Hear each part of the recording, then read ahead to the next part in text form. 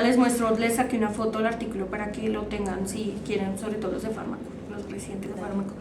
Que lo que hacía era, hay una molécula, creo que se llama el murón, en la membrana de las bacterias, y lo que hace es interactuar con ese murón y ese genera parece que se genera una señalización intracelular que inestabiliza todo lo que es la síntesis del RNA de las bacterias. Parece que tiene un mecanismo de acción con respecto a eso. Si quiere leerlo y explicarnos, se lo agradecería, doctor. Listo. Particularidades del mecanismo de acción: oritabancin y telavancin, entonces se unen a la membrana celular, interfieren con el potencial de membrana, generan daños en la permeabilidad con lisis celular, y parece que en los estudios del dalbavancin no tiene, digamos, exactamente ese mecanismo que sí tienen el oritabancin y el telavancin. Y específicamente el oritabancin, que tiene unas particularidades, es un muy buen, pues parece ser un muy buen antibiótico, hasta ahora pues no lo hemos visto en el mercado, se une el de ala a ala como todos ellos, pero también inhibe la síntesis de cadenas de carbohidratos. Entonces, en ese sentido, genera pues una señalización intracelular que inhibe la síntesis de RNA. Vamos a ver que es bastante complejo, todavía no se conoce bien la vía molecular. Este es el artículo. Lo que les digo es del 2014, mayo de 2014. Básicamente lo que hicieron fue estudiar qué pasaba en la pared del Staphylococcus aureus cuando se le, pues, digamos, se usaban esas moléculas. Bastante complejo, pero ese artículo que nos decía de lo que, entonces, que no solo actúa sobre la transpeptidasa, ¿sí? Digamos que en ese sentido, cuando actuamos sobre la transpeptidasa, actuamos sobre el peptidoglicano que está más arriba, sino que también sobre la transglicosilasa. Entonces actúa abajo y arriba. Acá también decían, el lugar de acción es la superficie de la membrana, pero no es, digamos que sí se ancla, pero no es un anclaje como tal, sino cercanía por su molécula lipofílica. Es más que todo por eso. Lo que les digo, acá les puse los asteriscos, que es la diferencia entre los estudios del 2009 para acá y el estudio del 2014, que dice no se ancla a la membrana. Tienen en general cadenas laterales aril y alquil de glicopéptidos modificados y forman sitios de unión secundarios que actúan sobre el segmento pentaglisil del peptidoglicano en la superficie de la membrana, y eso interfiere con la cadena que hasta ahora estamos empezando a sintetizar. También salió este artículo, no es tan nuevo, es del 2013, hablando del oritabancin con respecto a su mecanismo de acción. Con respecto a lo que es común a todos los glicopéptidos, lo que ya hemos dicho. Pero además, el oritabancin se une al segmento pentaglisil y el grupo tiene un grupo hidrofóbico 4'-clorodifenilmetil que interactúa y daña la membrana celular. Entonces se genera una despolarización, un aumento de la permeabilidad y una lisis celular. Este grupo específico. Aquí les traje el dibujito de ese artículo que me pareció pues bastante didáctico para entender el mecanismo de acción, comparando oritabancin con vancomicina. Esta es la vancomicina, que pues la estructura me habla de un glicopéptido, y vemos acá que la vancomicina, como ya veíamos, actúa sobre todo lo que es la transpeptidación, ese puente de ala que se forma. Entonces acá no se forma. Acá tenemos el número 2 que habla de la transpeptidación. Acá estaría pues el mecanismo de la vancomicina.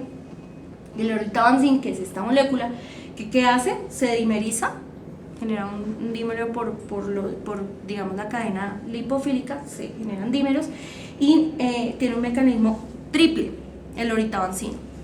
Entonces no solamente actúa sobre la transpeptidación, la transglicosilación que está pues cercano a la membrana, sino también sobre la membrana. El oritabancin tiene ese triple mecanismo de acción. Digamos que es un antibiótico bastante prometedor. Esto lo saqué de un artículo que es una revisión, digamos, bastante extensa sobre lo que son los glicolipopéptidos con respecto a lo que se sabe hasta el momento.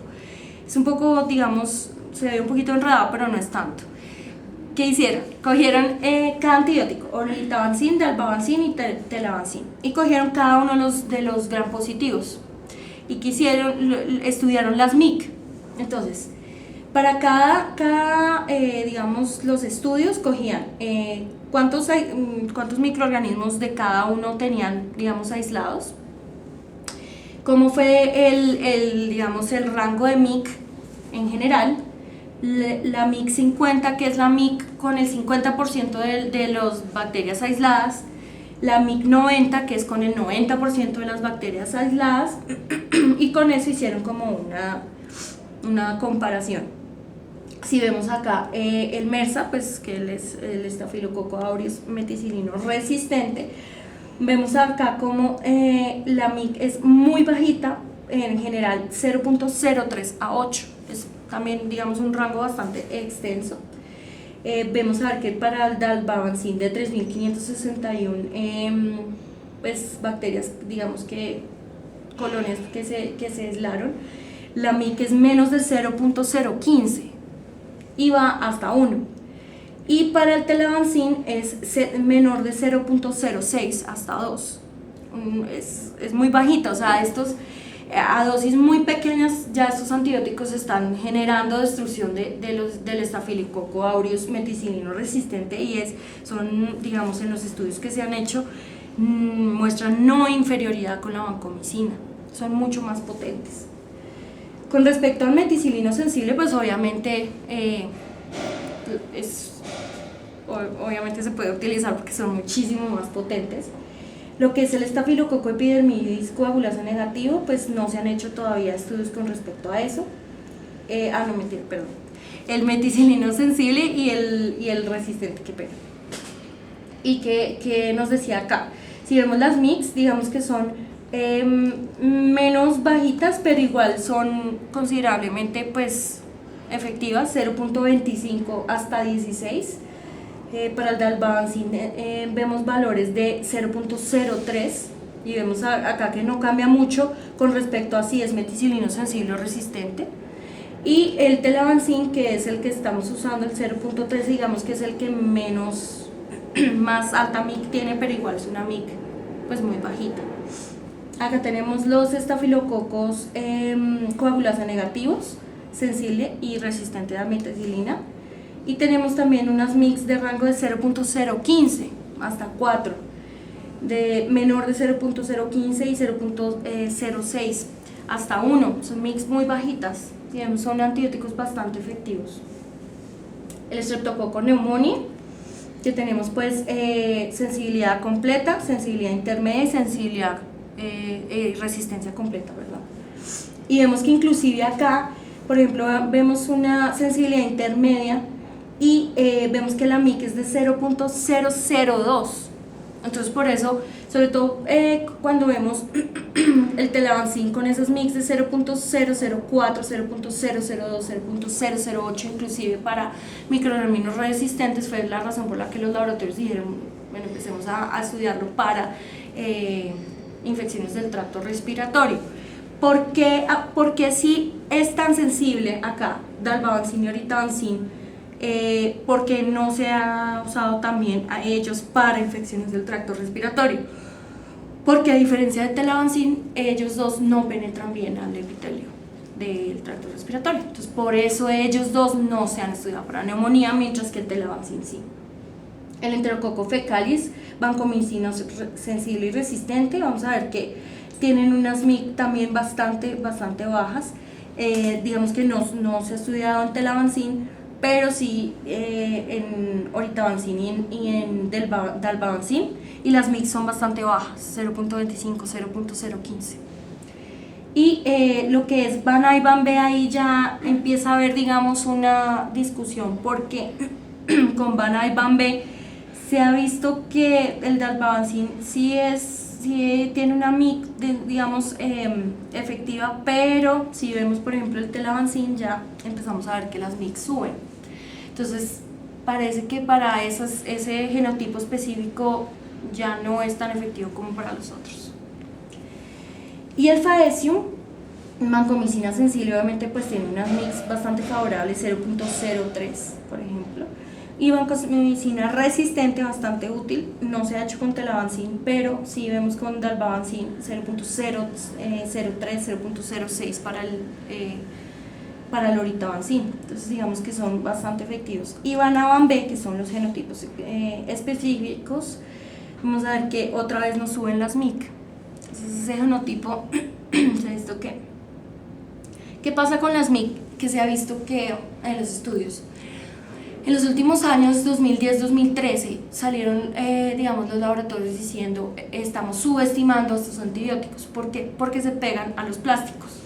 Entonces, al pegarse a las superficies plásticas, digamos que se secuestra antibióticos a esas superficies y no se da la dosis suficiente a esas bacterias y se subestima la MIC que tienen ellos. Entonces, en ese sentido, esas MIC pueden ser aún más bajitas. Entonces, eso nos habla de una gran potencia de estos antibióticos.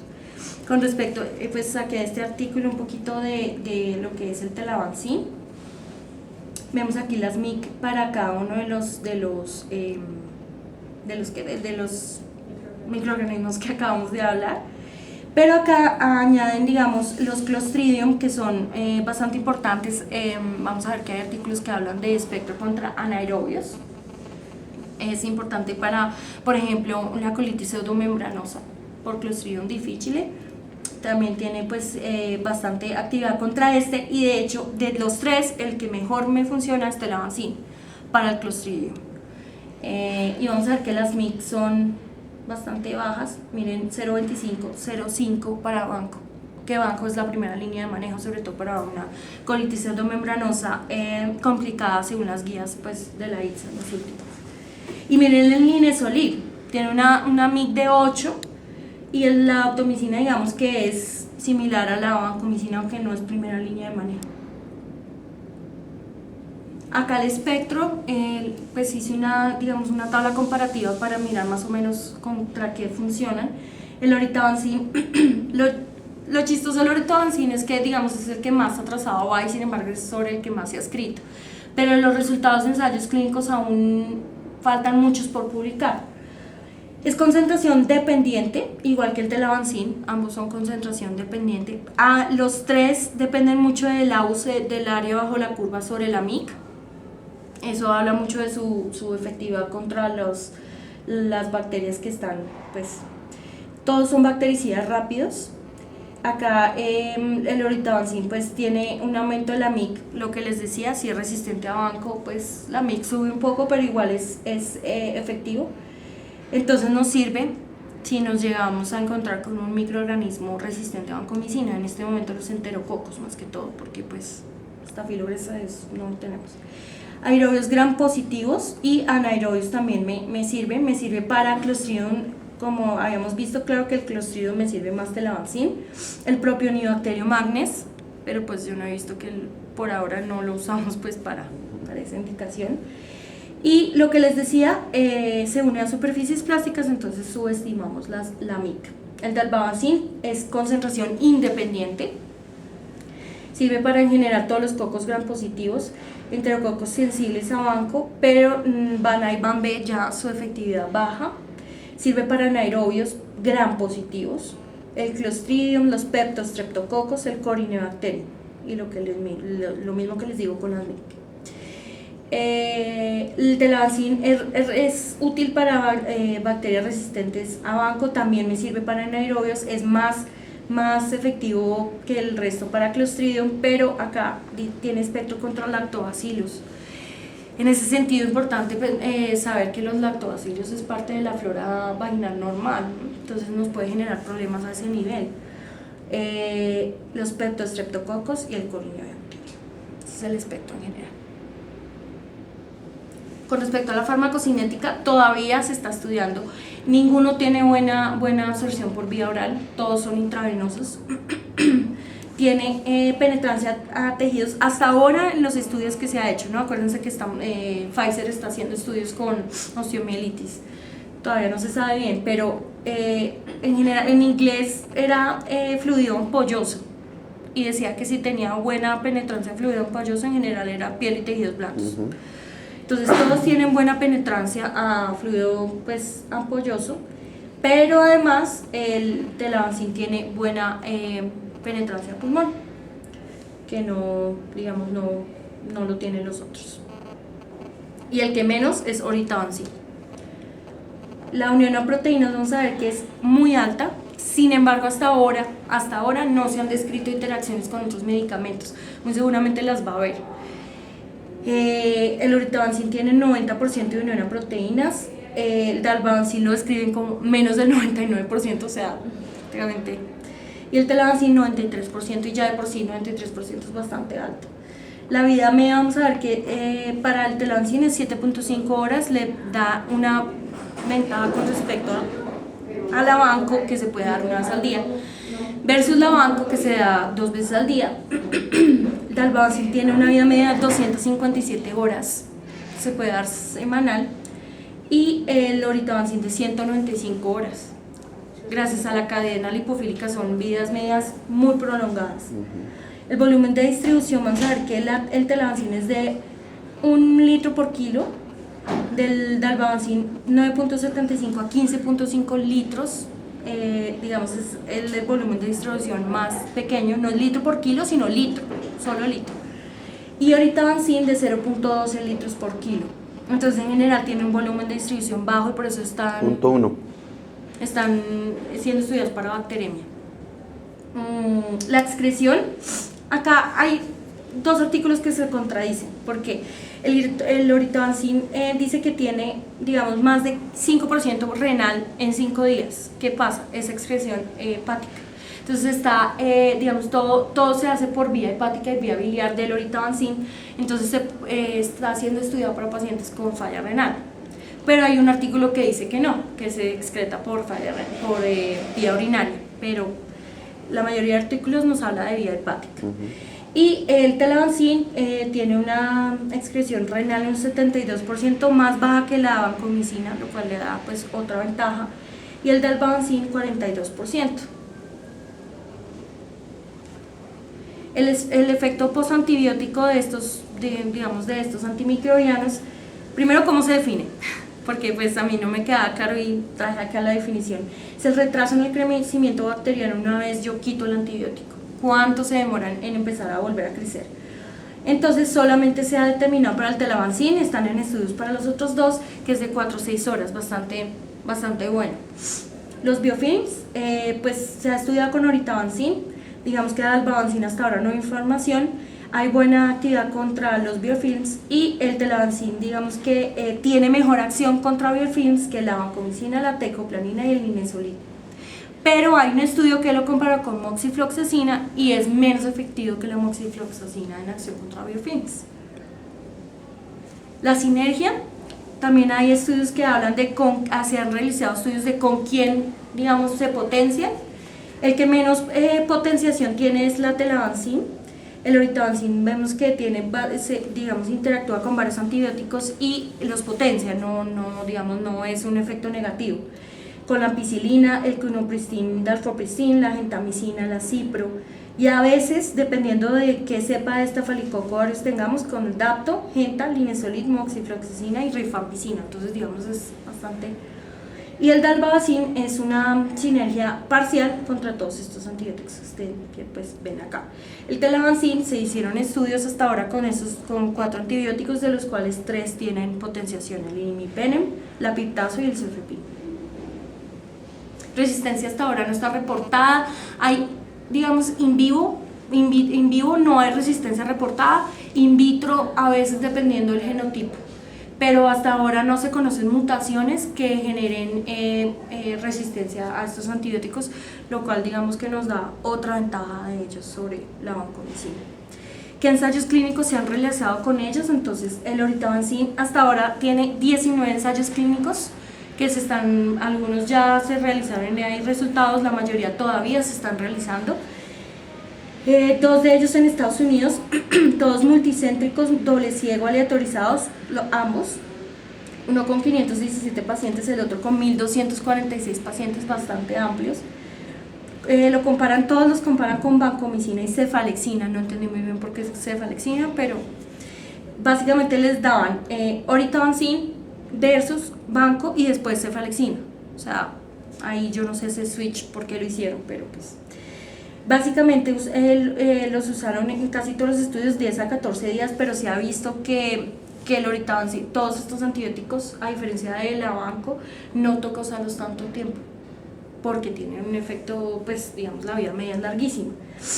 ¿Qué resultados han mostrado? Un resultado de no inferioridad y una ventaja sobre la Banco, que es menos días de manejo. El Dalbavancin está en estudios fase 2 y 3. Digamos que los estudios que se han hecho tienen un tamaño de muestra mucho menor que los de Oritavansin. Las dosis se pueden dar semanales y se han hecho contra cefazolina, linezolid y Banco y no han mostrado inferioridad. Entonces son muy buenos en ese sentido. Se ha estudiado en infecciones asociadas a catéteres y se ha visto que no tienen inferioridad contra vancomicina. Entonces pues digamos que en biorfins también pues en ese sentido sí hay, digamos, estudios que muestran efectividad. Dice que no, pues hay estudios que muestran que no hay inferioridad con linezolid en infecciones de piel y tejidos blandos y se puede dar 2 dosis semanales, o sea, una semanal, 2 semanas y ya.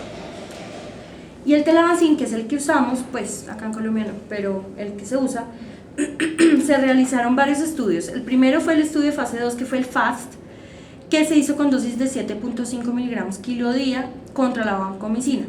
¿Por qué se repitió? Se repitió en un estudio de fase 3 que se llamó el FAST 2, porque digamos que entre los estudios fase 2 y 3 se determinó que la dosis no debería ser 7.5 sino 10, por eso se repitió. Y se hizo con 10 miligramos kilo día versus Banco 1 gramo IV cada 12 horas. Fue paralelo, doble ciego, aleatorizado. Fue con 1.867 pacientes y mostró que no había inferioridad con la vancomicina. Digamos que las diferencias son 80-82%, no hay diferencia estadísticamente significativa. Y se hicieron ya con Telavancin 2 estudios en fase 3 de neumonía adquirida en el hospital, que se llama el ATEIN 1 y el ATEIN 2. Se hizo en 1.503 pacientes, se les dio Banco versus Telavancin y mostró que no había inferioridad con la Banco. Entonces es importante eso. Efectos adversos, busqué artículos que me hablaron de por qué, pero no los explican, sobre todo porque hasta ahora se conoce su mecanismo de acción, entonces están todavía mirando por qué y los estudios están. Y acordémonos que muchos de los efectos adversos se determinan en estudios de fase 4, que es ya cuando salen al mercado pues los antibióticos. Entonces digamos que el Oritavansin, por tener metabolismo hepático, se ha visto que eleva las transaminasas, pero es una elevación leve y transitoria una vez quitamos el antibiótico. El aumento de digamos, ¿cuál es la preocupación en este momento de las casas farmacéuticas? Como tiene vida media tan larga, si el paciente hace reacción alérgica, va a durar muchísimo tiempo y es muy peligroso para el paciente. Entonces, el verdadero problema con respecto a efectos adversos de esos antibióticos que son muy similares a la vancomicina es eso. Como duran tanto tiempo en sangre, eso es un problema potencial para los pacientes. Como la Banco, hacen reacciones en el lugar de inyección y como pues en general los antibióticos, reacciones gastrointestinales. ¿Cuál es la conclusión? Necesitamos más estudios. Eso dice la FDA, les dijo, necesito más estudios. Dalbavancin son efectos moderados, no son severos, se han determinado pues en los ensayos clínicos. No encontré por qué candidiasis oral me llamó la atención, de pronto por selección. Claro, barre toda la flora. Y pues genera estreñimiento o diarrea, ambos, dependiendo de diarrea, digamos por selección también de microorganismos, cefalea, pirexia y alergias prolongadas, que es el problema, digamos, básico. Voy a seguir buscando porque en verdad busqué, pero no hablan del mecanismo de los efectos adversos. Telavancin, que es el que más, digamos, tiene descritos sus efectos, son leves.